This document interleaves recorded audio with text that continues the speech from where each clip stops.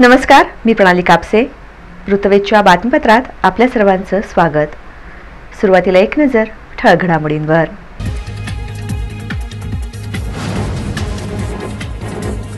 नवनिर्वाचित पोलीस आयुक्त एम राजकुमार यांनी मावळते आयुक्त राजेंद्र माने यांच्याकडून स्वीकारला आयुक्त पदाचा पदभार. जनतेला देण्यात येणाऱ्या सुविधांमध्ये सुधारणा करण्याचे दिले आश्वासन.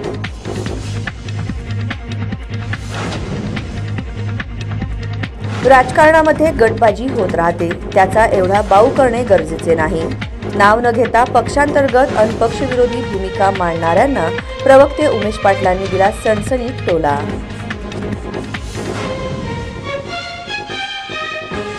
दैनिक सोलापूर तरुण भारतच्या निवासी संपादकपदी प्रशांत माने यांची नियुक्ती.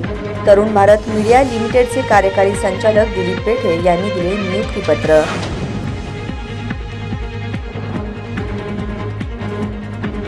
आणि फेब्रुवारी महिन्याचा पहिला आठवडा संपत आला तरी देखील आरटी प्रवेश प्रक्रिया सुरू नाही. जिल्हा प्रशासनाच्या नियोजनशून्य कारभारामुळे पालकवर्ग झाले हवालदिल.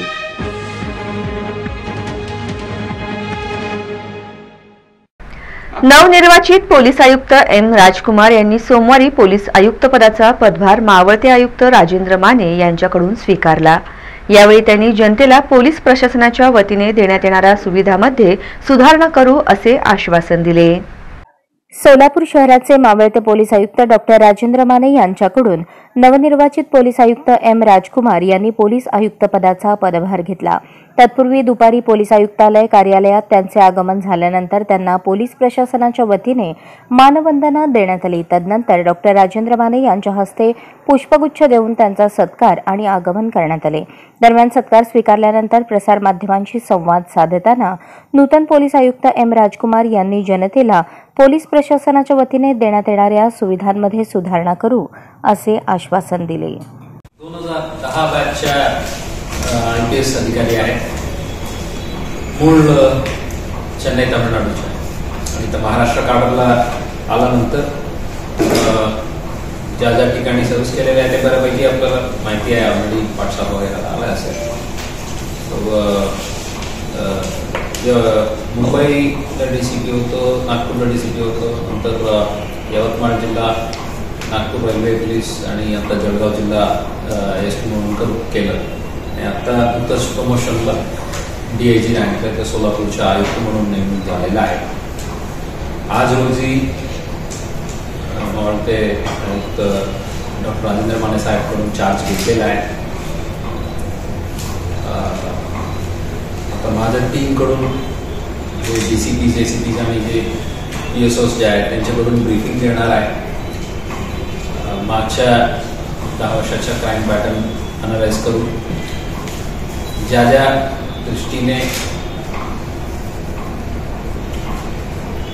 पोलीस हे जे जनताला सेवा देत आहेत त्यात काय सुधारणा करू शकेल, काय इम्प्रूव्हमेंट करू शकेल त्यावर फोकस करून go ahead with my professional duties.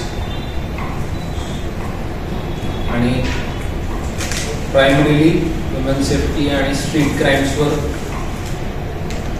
लक्ष राहील, जेणेकरून आम जनता जे आहेत ते सेफ फील केलं पाहिजे. तेच प्रायोरिटी आहे, त्यानुसार कारवाई आहे. सो एनी फर्दर क्वेश्चन्स काही जनरल असलं तर विचारा, पर्टिक्युलर इश्यू बद्दल असलं तर ब्रीफिंग झाल्यानंतर. गटबाजी प्रत्येक पक्षामध्ये असते, त्यातून वरिष्ठ पातळीवरून कनिष्ठ पातळीवर समज दिले जातात. राजकारणामध्ये हे होत राहते, त्याचा एवढा बाऊ करणे गरजेचे नाही. शेवटी काम करणाऱ्याला संधी मिळते असे वक्तव्य राष्ट्रवादी काँग्रेस पार्टी अजित पवार गटाचे प्रवक्ते उमेश पाटील यांनी व्यक्त केले. राष्ट्रवादी काँग्रेस पार्टी अजित पवार गटाचे राज्याचे प्रवक्ते उमेश पाटील यांनी प्रसारमाध्यमांशी संवाद साधताना 2 दिवसांपूर्वी शहरात झालेल्या उपमुख्यमंत्री अजित पवारांच्या कार्यकर्ता मेळाव्याचे विवेचन केले. शहर जिल्हा कार्यालयाचे उद्घाटन, शहर जिल्हा कार्यकर्ता मेळावा, इतर पक्षातील नेत्यांचा पक्षप्रवेश, शहर हद्दवाढ तसेच महापालिका अशा विविध मुद्द्यांवर भाष्य करताना अजित पवार राष्ट्रवादी काँग्रेस पार्टीचे व्हिजन मांडले. विविध मुद्द्यांवर आपले विचार मांडताना कार्यकर्ता मेळावा हा यशस्वी झाला असून यासाठी शहर व जिल्ह्यातील कार्यकर्त्यांनी उत्स्फूर्तपणे सहभाग नोंदवल्याचे सांगत शहराच्या विकासासाठी अजित पवार तसेच राष्ट्रवादी काँग्रेस पार्टीला एखादी सत्ता द्या, शहर हद्दवाढ भागातील विविध प्रश्न तात्काळ मार्गी लावता येतील असे सांगितले। दरम्यान राष्ट्रपती अंतर्गत सुरू असलेल्या गटबाजी यावेळी दिसून आली। यावर प्रश्न विचारले असता सर्वच पक्षांमध्ये गटबाजी असते, यात काही नवीन नाही। शेवटी जो कार्यकर्ता काम करतो त्यालाच संधी मिळते। त्यामुळे संतोष पवार आणि जुबेर बागवान यांनी अवघ्या काही दिवसांमध्ये पक्ष स्थापन करून नवीन कार्यालय उघडले, त्यामुळे त्यांचे कौतुक करावे तितके कमी आहे असे सांगत नाव न घेता पक्षांतर्गत तसेच पक्षविरोधी भूमिका मांडणाऱ्यांना सणसणीत टोला दिला आहे। पहा विविध मुद्द्यांवर काय म्हणाले उमेश पाटील। अभावी रद्द झाला त्याचं कारण असं होतं की आनंद चंदनशिवेचा कार्यक्रम हा मूळ कार्यक्रम पत्रिकेमध्ये सुरुवातीला घेतला गेला नव्हता। त्यांच्या बाबतीमध्ये त्यांचा पक्षामध्ये जो प्रवेश आहे तो प्रवेश दुपारी कार्यक्रमाच्या ठिकाणी व्हावा असा होईल अशा पद्धतीची अपेक्षा होती। रवी पाटील असतील किंवा इतर आमचे बिजू प्रधाने आणि त्यांचे सहकारी असतील यांचे प्रवेश दुपारी झाले। ते प्रवेश झाल्या त्याच ठिकाणी आनंद चंदनशिवेंचा प्रवेश आहे असा एक प्रकारचा समज त्या ठिकाणी होता, परंतु त्यांनी त्यांच्या प्रवेशाच्या करता वेगळा कार्यक्रम आयोजित केला होता। अशा पद्धतीची माहिती कम्युनिकेट व्यवस्थित झाली नाही हा एक भाग। दुसरं असं की दादांच्या दौऱ्याच्या कार्यक्रमामध्ये ऐन वेळेला सोलापूर महानगरपालिकेच्या इमारतीची पाहणी त्याचबरोबर DCC बँकेच्या शिष्टमंडळाला वेळ दिली होती, परंतु ते DCC बँकेच्या तिकडे जाऊन तिथं त्यांना भेटायचं हे पूर्वी त्या ठिकाणी आधी नोंदीत नव्हतं, कार्यक्रम पत्रिकेत नव्हतं।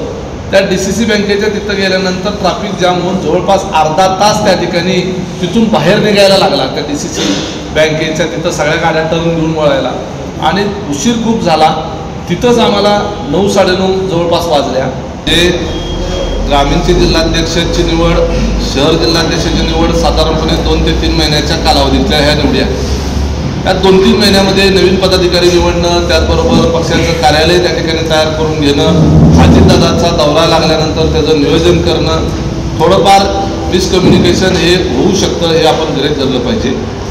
ज्या वेळेला एखादी संघटना इस्टॅब्लिश असते त्यावेळेला सगळ्या जबाबदाऱ्या निश्चित झालेल्या असतात। आत्ताची जी संघटना आहे ती सगळेच नवीन पदाधिकारी आहेत। अनेक पदाधिकारी तर काल नेमले गेलेले आहेत, म्हणजे दादा आल्यानंतर नेमले गेलेले आहेत। तर त्यामुळं ज्याला त्याला आपापल्या जबाबदाऱ्या एकदा दिल्यानंतर भविष्य काळामध्ये जो आपापल्या जबाबदारीप्रमाणे काम करायला लागल्यानंतर अशा पद्धतीचं काही मिसकम्युनिकेशन राहणार नाही। तरीसुद्धा दोन्हीकडच्या मेळाव्यांना प्रचंड गर्दी झाली होती हे आपण पाहिलेलं आहे। अजितदादांची जी क्रेज आहे, त्यांचं वलय आहे, त्याचं आकर्षण सगळ्यांना आहे। काम करणारा नेता, स्पष्टवक्ता नेता, कष्ट घेणारा नेता म्हणून अजितदादांची ओळख आहे, दिलेला शब्द पाळणारा नेता आणि विकासाच्या करता म्हणून कधीही कुठलं पक्ष पार्टी न पाहणारा आणि विकासाच्या मुद्द्यावर सातत्यानं सहकार्य करण्याची भूमिका घेणारा नेता म्हणून अजितदादांचं व्यक्तिमत्व आहे। जिथल्या तिथं प्रश्न सोडवत कालच्या अजितदादांच्या दौऱ्याच्या निमित्तानं नवीन अध्यक्ष, नवीन शहराचे अध्यक्ष, नवीन पदाधिकारी निवडल्यानंतर संघटनेचा देखील आढावा त्या ठिकाणी झाला। मोठ्या प्रमाणावर मोठ्या संख्येनं कार्यकर्त्यांची शहरात आणि जिल्ह्यात देखील एकत्रित मेळावा केला असता तर आणखी संख्या जास्त दिसली असती, परंतु दोन्ही ठिकाणी वेगवेगळे मेळावे असून सुद्धा त्याला चांगला प्रतिसाद मिळाला। अनेक महत्त्वाच्या नेत्यांचे प्रवेश, माजी नगरसेवकांचे प्रवेश त्या ठिकाणी पार पडले। एकंदरीतच सोलापूर शहर राष्ट्रवादी, सोलापूर ग्रामीण राष्ट्रवादी या ठिकाणी राष्ट्रवादी काँग्रेस पार्टीला गतवैभव प्राप्त करून देण्याच्या दृष्टिकोनातून कालचा अजितदादांचा दौरा हा उपयोगी पडणार आहे त्याच्याबद्दल तिळमात्र शंका नाही। तिच्या कालावधीनंतर संतोष पवार आणि जुबेर बागवान यांच्या नेतृत्वामध्ये किसन जाधव जे जिल्हा नियोजन समितीवर त्यांची आता निवड झाली, राज्याच्या उपाध्यक्ष म्हणून त्यांची निवड झाली। त्या आमचे प्रमोद भोसले जिल्ह्याचे शहर जिल्ह्याचे जनरल सेक्रेटरी, या सर्वांच्या प्रयत्नांना अतिशय यशस्वीरित्या शहराचा मेळावा पार पडला। त्याचबरोबर ग्रामीणचा मेळावा देखील भरगच्च संख्येने त्या ठिकाणी जिल्ह्याभरातून सर्व आमचे सहकारी कार्यकर्ते नागरिक त्याला उपस्थित होते। त्याचबरोबर अजितदादांनी सोलापूर जिल्ह्याच्या आणि सोलापूर शहराच्या विविध सार्वजनिक प्रश्नांच्या संदर्भानं प्रशासकीय बैठक घेतली, आढावा घेतला आणि जे प्रलंबित प्रश्न सोलापूर शहराच्या जिल्ह्याच्या दृष्टीनं आहेत त्या प्रश्नांवर मार्ग काढण्याच्या दृष्टिकोनातून मनापासून सहकार्य करण्याची भूमिका घेतली।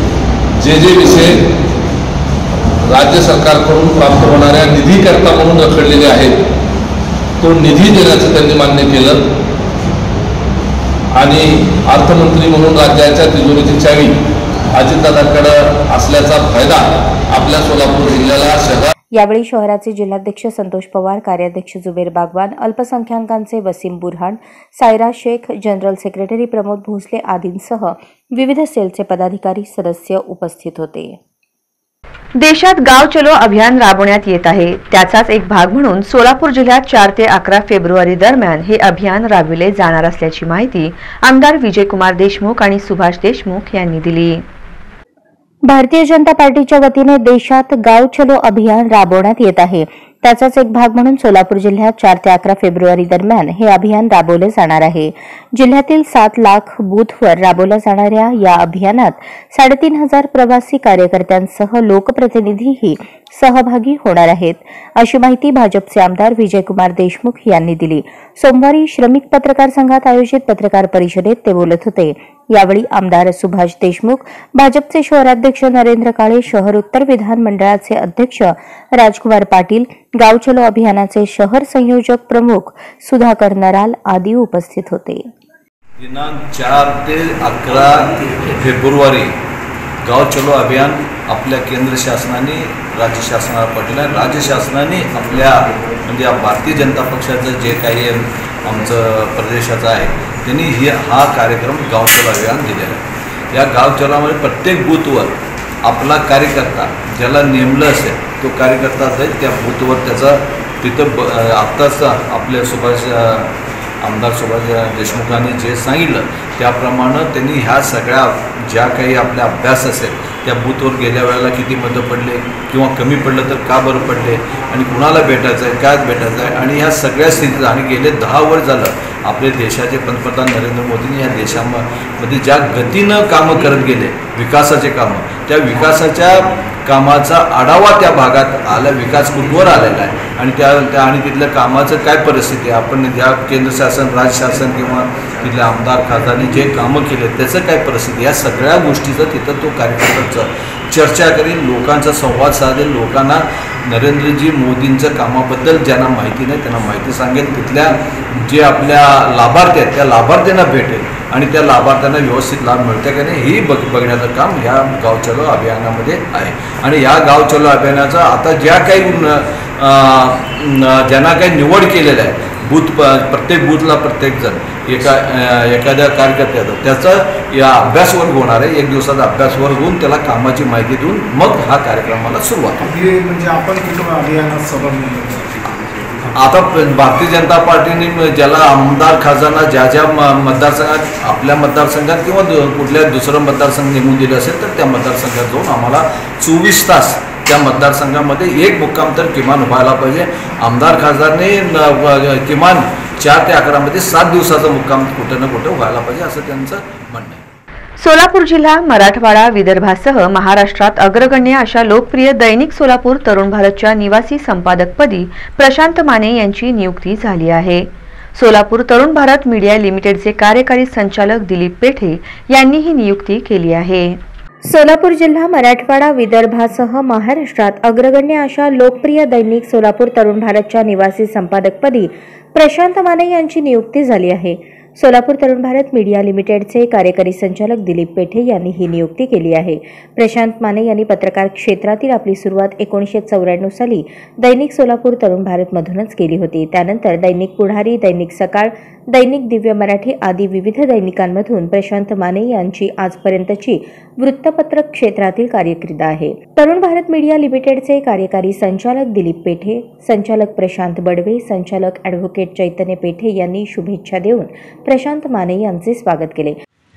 माझी संबंध मांडली कार्यकारी सेविका कामानिमित्त सोलापूर आले होते आणि बऱ्याच वेळा तरुण भारताच्या कर्मचारी मिळाले की एकदा तरुण भारताला जोडून असं एक असतं इतका चांगला संस्कार तरुण भारत तुम्ही दिलेला आहे आणि तरुण भारत जे लोक मोठे झाले ते तरुण भारताला कधीच विचार म्हणजे विसरत नाहीत हे आपण सगळेजण जाणताच। आज विशेष आनंदाची गोष्ट म्हणजे राष्ट्रवादी विचाराचं किंवा ध्येयवादी विचाराचं जे दैनिक आहे तरुण भारत हे गेली 35 वर्ष सोलापुरामध्ये अव्यर्थपणे चालू आहे आणि काळाप्रमाणे त्याचं नेतृत्व किंवा संपादक पद हे बदलत जातं, नवीन लोकांकडे येत असेल, नवीन लोकांना इथे वाव मिळत असतो आणि ह्या तरुण भारतच्या निवासी संपादकपदी माझे एकेकाचे सहकारी, पत्रकार संघातले सहकारी, तरुण भारतीय सहकारी श्री प्रशांतजी माने साहेब यांची नियुक्ती झालेली आहे हे सांगायला फार आनंद वाटतोय. प्रशांतजी माझ्या माहितीप्रमाणे तिसऱ्यांदा तरुण भारतमध्ये जॉईन झालेले आहेत. सुरुवातीला ते वितरण विभागामध्ये होते, मराठी साहेब आपल्या इथे होते आणि त्यानंतर मग अनेक ठिकाणी काही काम केलं. त्यानंतर मराठी साहित्य संघाला इथे सर्व असताना मी त्यांना मोठ्या हक्काने इथं पुण्यात येणार आणलं आणि मग काही वर्ष पुन्हा ते काम केले आणि दुसऱ्या ठिकाणचा अनुभव घेऊन पुन्हा ते तरुण भारतमध्ये जॉईन झाले आणि त्यांच्या कामाची प्रगती पाहता आणि तरुण भारतामधला बदल पाहता अत्यंत आशादायी वातावरण निर्माण झालेलं आहे आणि हे सगळं आशादायी वातावरण निर्माण झाले की आता आगामी काळामध्ये तरुण भारताला चांगली झेप घेता येईल अशी स्थिती निर्माण झाली आणि अशा ठिकाणी त्यांच्यात नियुक्ती झाल्यामुळं तरुण भारतचे माझे आणि आजी कर्मचाऱ्यांचे जे प्रतिनिधी किंवा पालक आहेत ते माननीय पेटे साहेब इथं उपस्थित आहेत आणि सगळ्यांचं भविष्य त्यांच्या हातात आहे ते गारंकर साहेब इथं आहेत आणि आमच्या सगळ्यांच्या वतीनं दोघांनी त्यांना शुभेच्छा द्याव्यात असं मी विनंती करतो. त्याचबरोबर ढोबळे माझे मित्र आहेत, त्यांची कन्या माझ्या गल्लीतली आरती ढोबळे ती सुद्धा गेल्या 17 जानेवारी इथे रुजू झालेले, तिला सुद्धा ह्या निमित्ताने आपल्या सगळ्यांच्या वतीने शुभेच्छा देऊया. अत्यंत गुणी मुलगी आहे, पत्रकार म्हणून काम करते, उपसंपादक म्हणून काम करते, पाडं लावायचं सुद्धा काम करते, हे अष्टपैलू म्हणून काम करते. तिने खरं तरुण भारत एक चांगला वार्ताहर व्हावा, पत्रकार व्हावा आणि ब्रँड अॅम्बॅसेडर म्हणून तरुणाचं नाव पुढे करावं असं माझी इच्छा आहे. त्याप्रमाणे ती करेल असं मला वाटतंय. मी पेटे साहेबांनी कार्यकर्त्यांना विनंती करतो की आमच्या सगळ्यांच्या वतीनं शुभेच्छा द्याव्यात.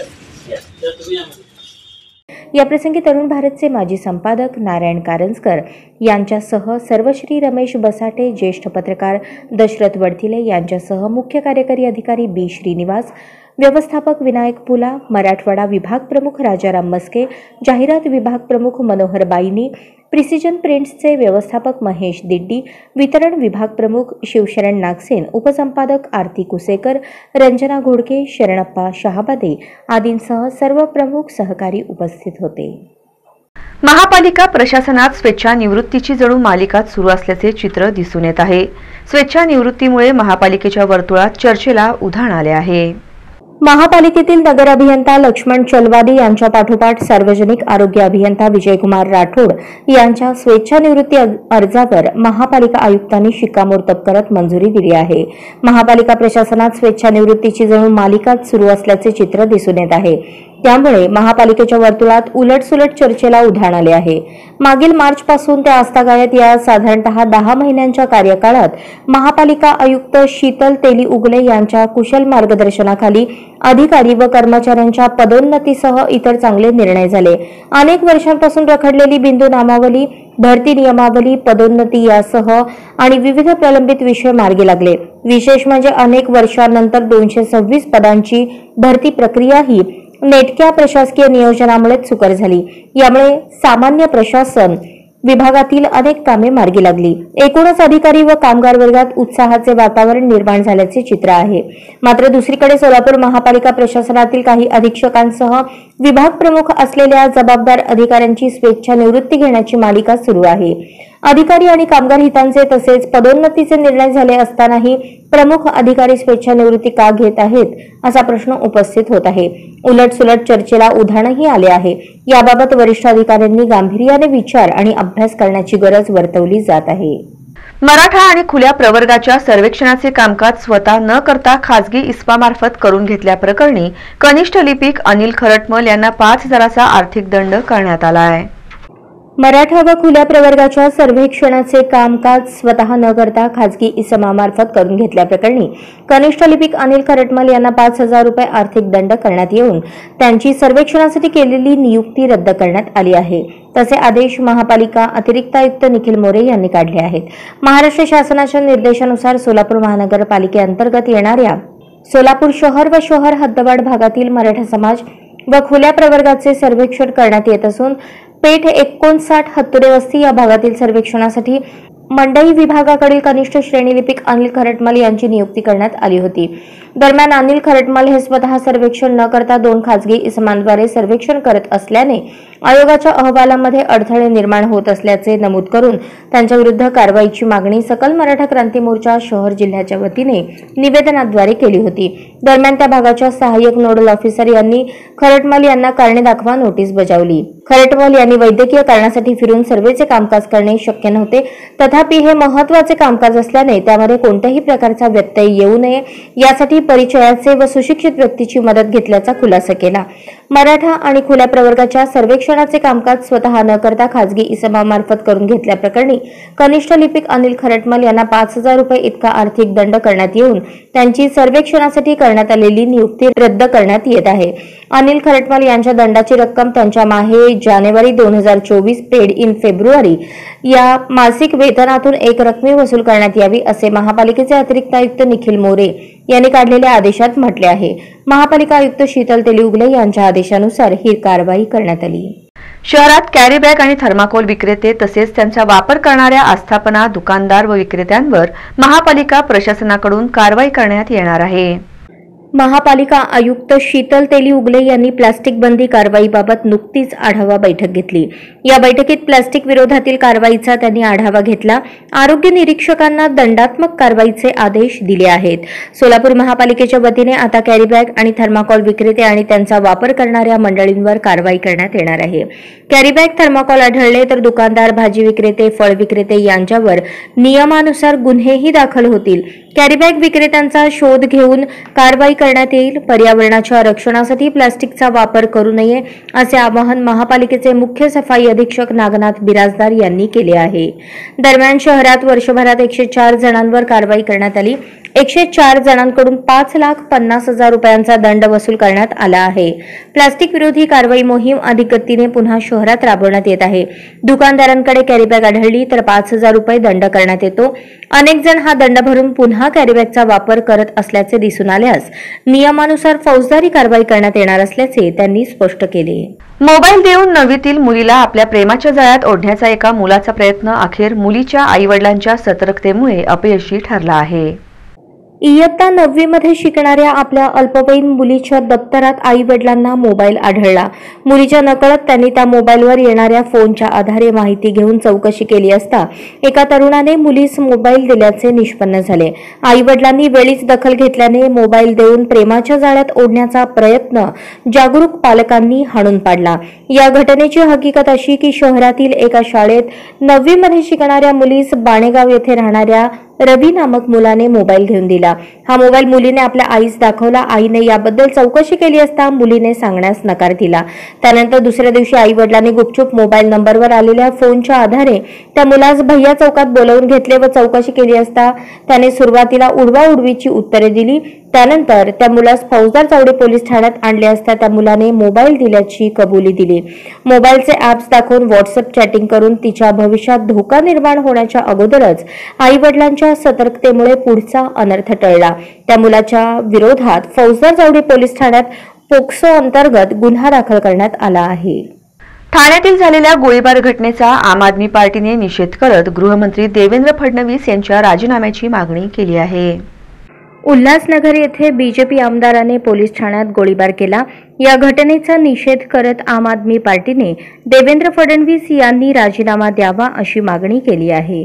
जिल्हाधिकाऱ्यांना निवेदन देऊन जिल्हाधिकारी कार्यालय येथे घोषणाबाजी करून आपच्या पदाधिकाऱ्यांनी घडलेल्या घटनेचा निषेध केला. यावेळी शहर उपाध्यक्ष श्रीकांत वाघमारे, महासचिव मल्लिकार्जुन पिलगेरी, युवाध्यक्ष निलेश संगेपाक, संघटन मंत्री जुबेर हिरापुरे, संघटन सहमंत्री मेहमूद गब्बुरे, जिल्ह्याचे नेते प्राजक्त चांदणे, युवा उपाध्यक्ष आकाश गायकवाड, कुणाल अवतल यांच्यासह पदाधिकारी कार्यकर्ते मोठ्या संख्येने उपस्थित होते. आम आदमी पार्टीच्या वतीनं सोलापूर जिल्हा अधिकारी यांना निवेदन देऊन निवेदनाद्वारे आम्ही अशी मागणी केलेली आहे.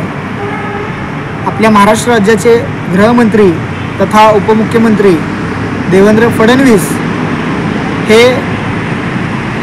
महाराष्ट्रातील कायदा सुव्यवस्था राखण्यात अपयशी ठरलेले आहेत. त्याचा प्रत्यय आपल्या सर्वांना आलेला आहे. नुकताच उल्हासनगरमध्ये भाजप आमदाराने पोलीस ठाण्यामध्ये ज्या प्रकारे गोळीबार केलेला आहे हे अतिशय निषेधार्ह आहे. आज जर एखादा आमदार, एखादा सत्ताधारी पक्षाचा आमदार जर पोलीस ठाण्यामध्ये जर गोळीबार करत असेल तर जनता सुरक्षित आहे का, हा प्रश्न आम्हाला पडलेला आहे. महाराष्ट्र हा पुरोगामी विचारांचा महाराष्ट्र आहे. महाराष्ट्रामध्ये अशी गुंडगिरी प्रवृत्ती, अशी तानाशाहीची प्रवृत्ती खपवून घेतली जाणार नाही.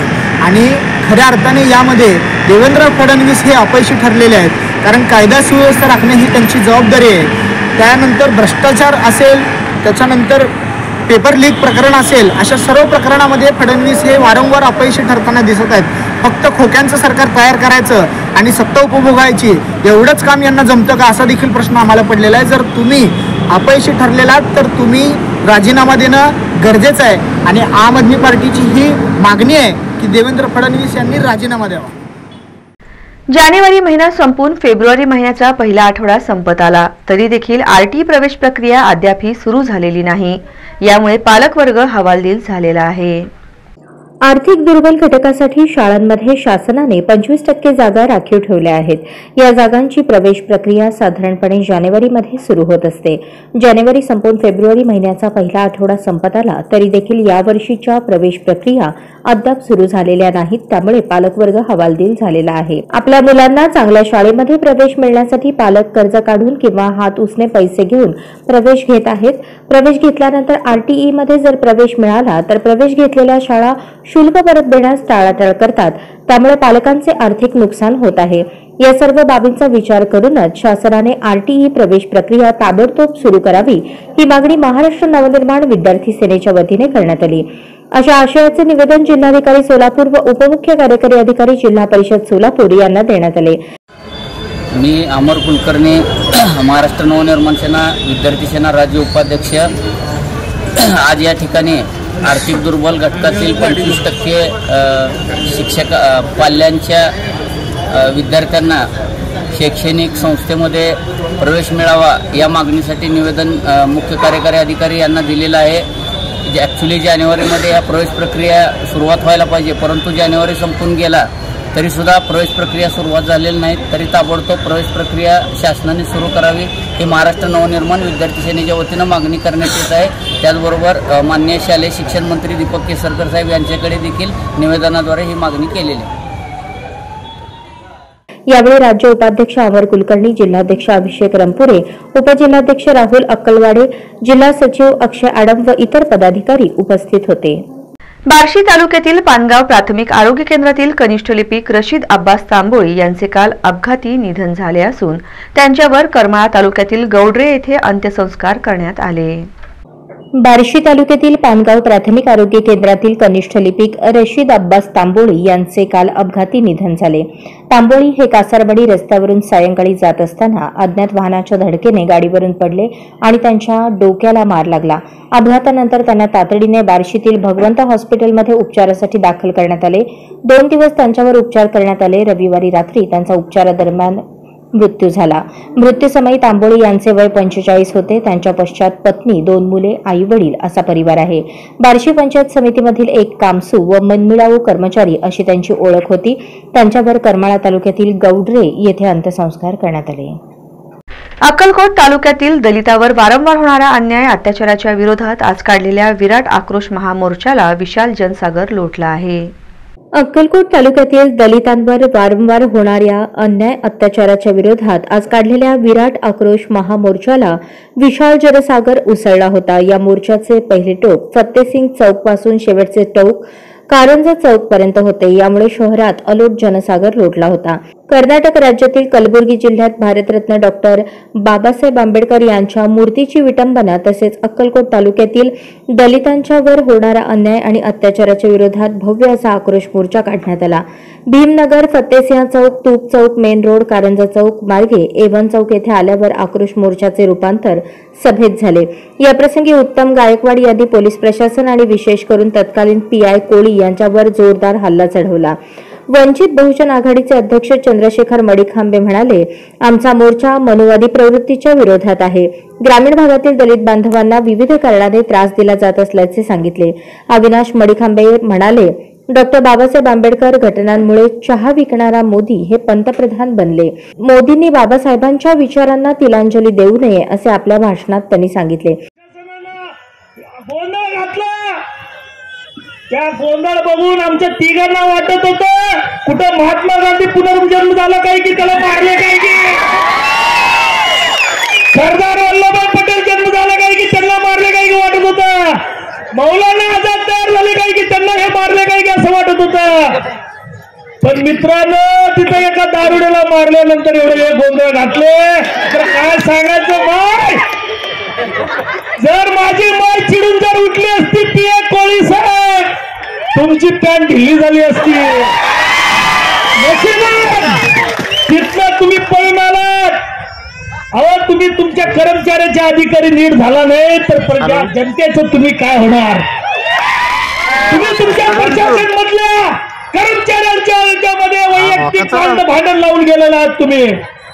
आमच्या सर्व समाजातील बांधवांना आणि आमच्या सर्व नेत्यागणाला तुम्ही दिशाभूल केला बहुजन आणि विनाकारण कोर्टाचा कुठलाही वॉरंट नसताना तुम्ही घरं घुसलात आणि मी वाट बघत होतो तुमची 1 तारखेपर्यंत तुम्ही राहावं, पत्नी तुमची होऊ नये अशी मी साखरे घालत होतो।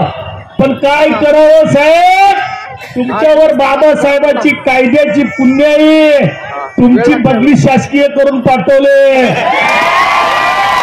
नाहीतर तुम्हाला आम्ही हळद इथंच लावलं असतं आणि हळद लावून बँड वाजवल्याशिवाय आम्ही इथं गेलोच नसतो।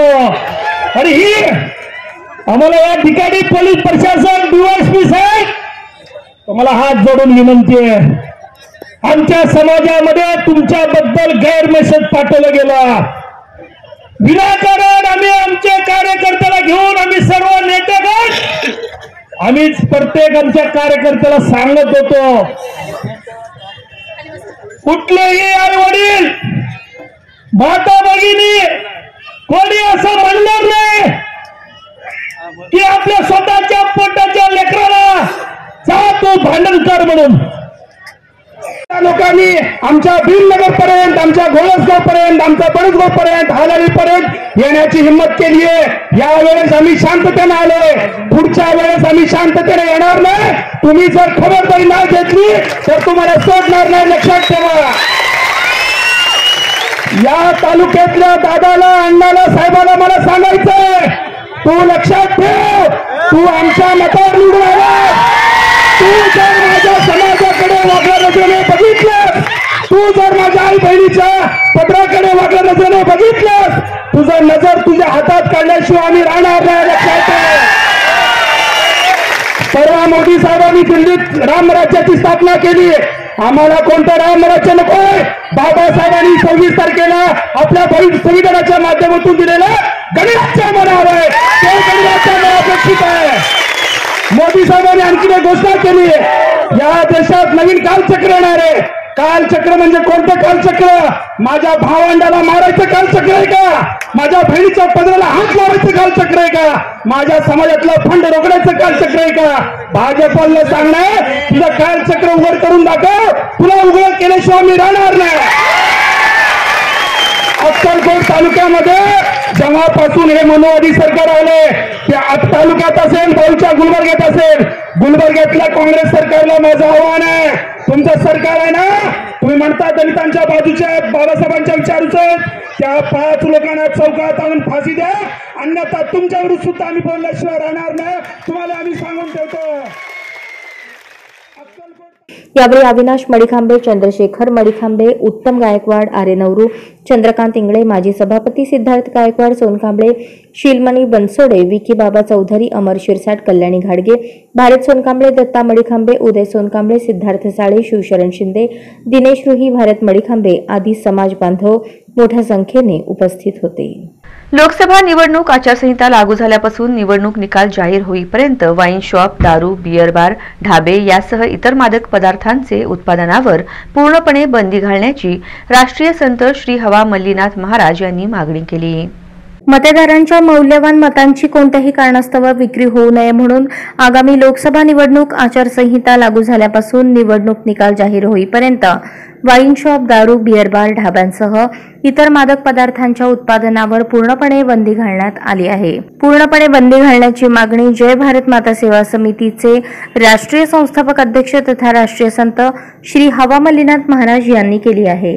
देशात निपक्षपाती निवडणुका होऊन देशाच्या संविधानाचा व लोकशाही व्यवस्थेचा आदर राखण्यासाठी परमपूज्य राष्ट्रीय संत श्री हवा मल्लीनाथ महाराज यांच्या निर्देशानुसार जय भारत माता सेवा समितीच्या सदस्यांनी कर्नाटकाचे मुख्य निवडणूक आयुक्त बेंगलोर यांच्यामार्फत भारत सरकारचे मुख्य निवडणूक आयुक्त नवी दिल्ली यांना निवेदन सादर केले. मतदारांच्या मौल्यवान मताची कोणत्याही कारणास्तव विक्री होऊ नये यासाठी क्लब, फोन पे या व्यवसायांवर पूर्णपणे बंदी घालण्यात यावी. देशात निपक्षपाती व निष्पक्ष निवडणुका घेऊन देशाच्या संविधानाचा व लोकशाही व्यवस्थेचा आदर राखण्यासाठी पारदर्शक निवडणूक होऊन गुणवंत निवडून यावेत ही आदरणीय राष्ट्रीय संत हवा मल्लीनाथ महाराज यांची इच्छा आहे.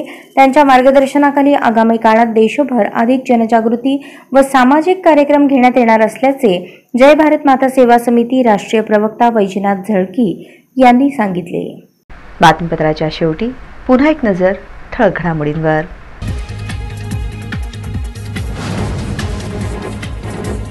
नवनिर्वाचित पोलीस आयुक्त एम राजकुमार यांनी मावळते आयुक्त राजेंद्र माने यांच्याकडून स्वीकारला आयुक्तपदाचा पदभार. जनतेला देण्यात येणाऱ्या सुविधांमध्ये सुधारणा करण्याचे दिले आश्वासन.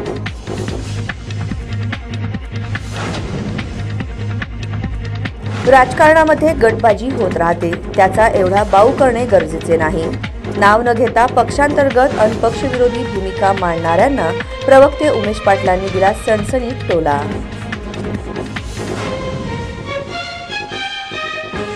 दैनिक सोलापूर तरुण भारतच्या निवासी संपादकपदी प्रशांत माने यांची नियुक्ती. तरुण भारत मीडिया लिमिटेडचे कार्यकारी संचालक दिलीप पेठे यांनी दिले नियुक्तीपत्र.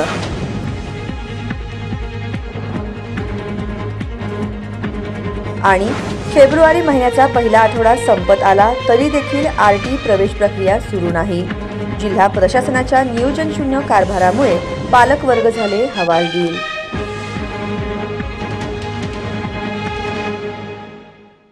या बातम्यांसह इथेच थांबूयात. पुन्हा भेटूयात पुढील बातमीपत्रात. तोपर्यंत नमस्कार.